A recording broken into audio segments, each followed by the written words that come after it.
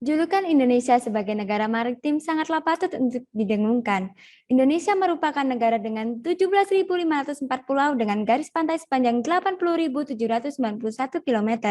Selain itu, Indonesia juga terletak di antara dua benua dan dua samudra, serta 70% wilayahnya merupakan wilayah lautan. Karena wilayah laut Indonesia yang sangat luas dan sebagai jalur maritim dunia, serta sebagian besar perbatasannya berada di perairan, maka diperlukan penjagaan baik dari atas maupun bawah permukaan air.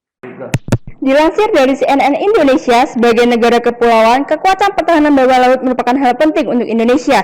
Pertahanan bawah laut menjadi penting karena bawah laut adalah pusat pertahanan yang paling sulit dideteksi dan diserang oleh musuh, karena posisi dan mobilitasnya bisa jauh lebih mudah untuk dirahasiakan.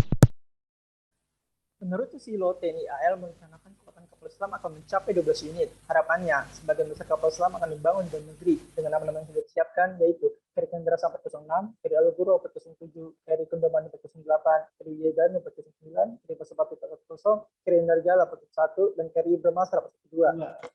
Akan tetapi, Indonesia masih belum mampu membuat kapal selam secara mandiri. Selain itu, Indonesia belum memiliki inovasi teknologi kapal selam yang canggih, sehingga perlu adanya inovasi yang diterapkan pada kapal selam guna menjaga pertahanan dan keamanan laut Indonesia. Oleh karena itu, kami, 5 mahasiswa Siganus Universitas Brawijaya dengan saya, Dianti Larasati, dan keempat rekan saya, Faiz Nimatul, Bidari Rahmah, Bagus Kuntara, Reca Sulistiawati, di bawah bimbingan Bapak Muammar Kadafi STMT dengan bangga mempersembahkan Siganus Submarine with Autonomous System. Inovasi kapal selam otonomus 2 lambung, anti kapal selam, anti kapal permukaan, dan anti serangan udara.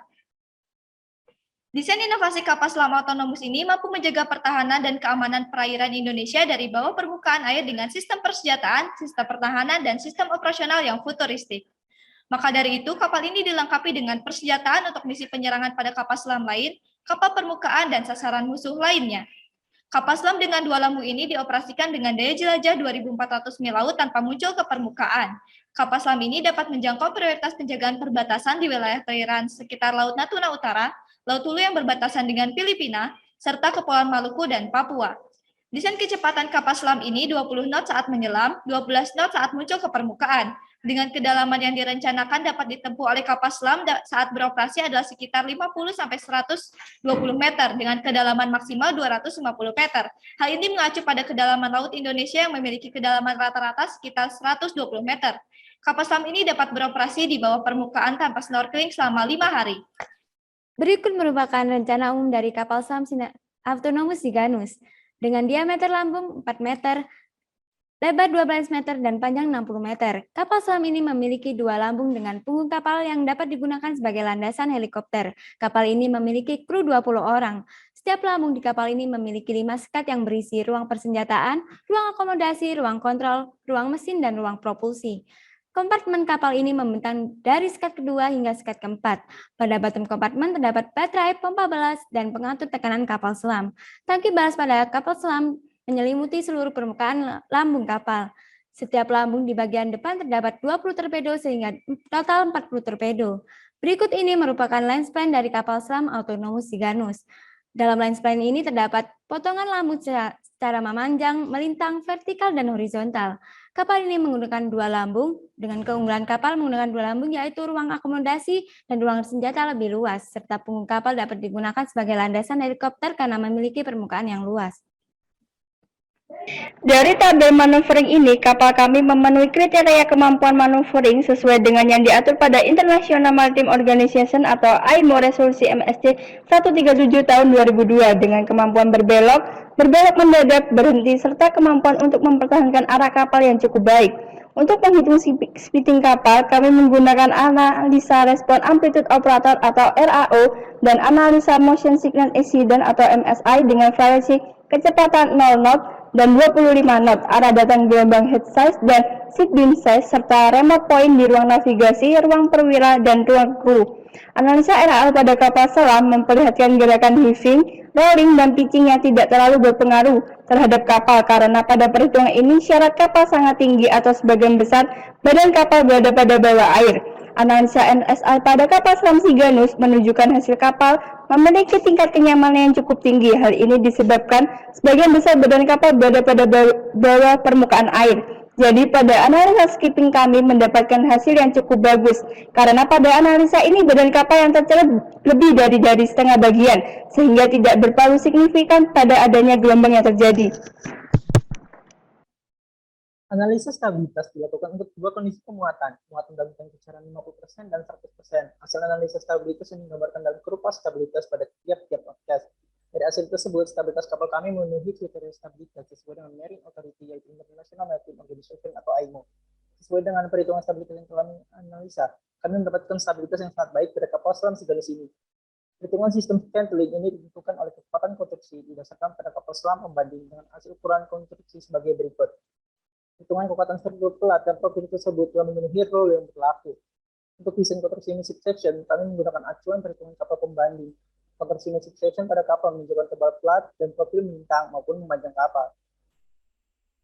Guna menjaga keberhasilan misi kapal, maka kapal ini juga dilengkapi persenjataan berat diantaranya peluru torpedo MK46 yang tidak dapat terdeteksi radar dengan pelempar torpedo otomatis. Yang kedua, otomatis underwater vehicle merupakan drone laut yang dimodifikasi guna mengecoh musuh, monitoring sistem, dan sebagai pendeteksi ranjau laut. Yang ketiga, submarine launch solid fuel ballistic missile yang memiliki jangkauan hingga 7.500 mil. Yang keempat, peluncur ranjau laut submarine launch mobile mine yang dapat mengaktifkan ranjau laut. Berdasarkan rekomendasi dari IMO, penting untuk mengoptimalkan perancangan kamar mesin yang mencakup keterbiasaan, keselamatan kerja, ergonomi, meminimalkan risiko, serta bertahan hidup. Berikut ini merupakan desain layout kamar mesin dari kapal selam Siganus. Sistem propulsi pada kapal selam ini menggunakan air independent propulsion dengan proses utama yaitu hidrogen dan oksigen yang akan diinput ke dalam fuel cell yang di dalamnya terdapat katoda dan anoda serta terjadi elektrolisis untuk menghasilkan energi. Energi tersebut akan disimpan pada baterai untuk menghidupkan generator yang selanjutnya akan dikonvert oleh konverter guna diteruskan sebagai energi gerak oleh motor penggerak untuk menggerakkan propeller. Perhitungan tahanan kapal menggunakan metode slender body dengan efisiensi 60% dengan variasi kecepatan maksimal 20 knot dan yang didapatkan hasil sebagai berikut. Untuk mencapai kecepatan penuh 20 knot diperlukan power 212 kW sehingga mesin yang dipilih adalah dengan daya 3642 kW. Sehingga untuk pemilihan mesin kami menggunakan AC electric motor atau auxiliary engine.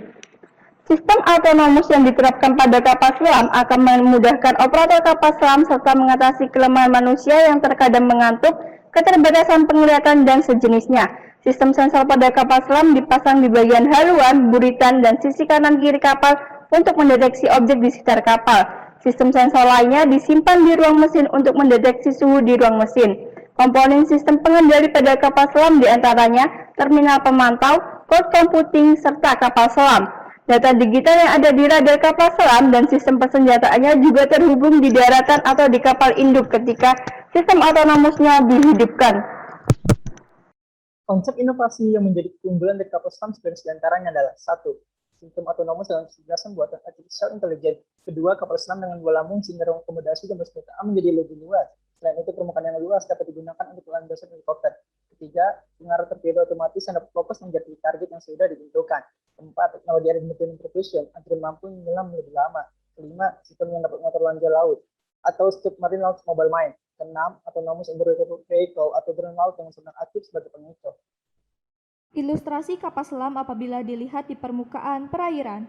Lambung yang tampak di permukaan dapat digunakan sebagai landasan helikopter sebagai fungsi pengangkutan makanan dan pergantian awak kapal sehingga dapat menghemat energi di kapal selam.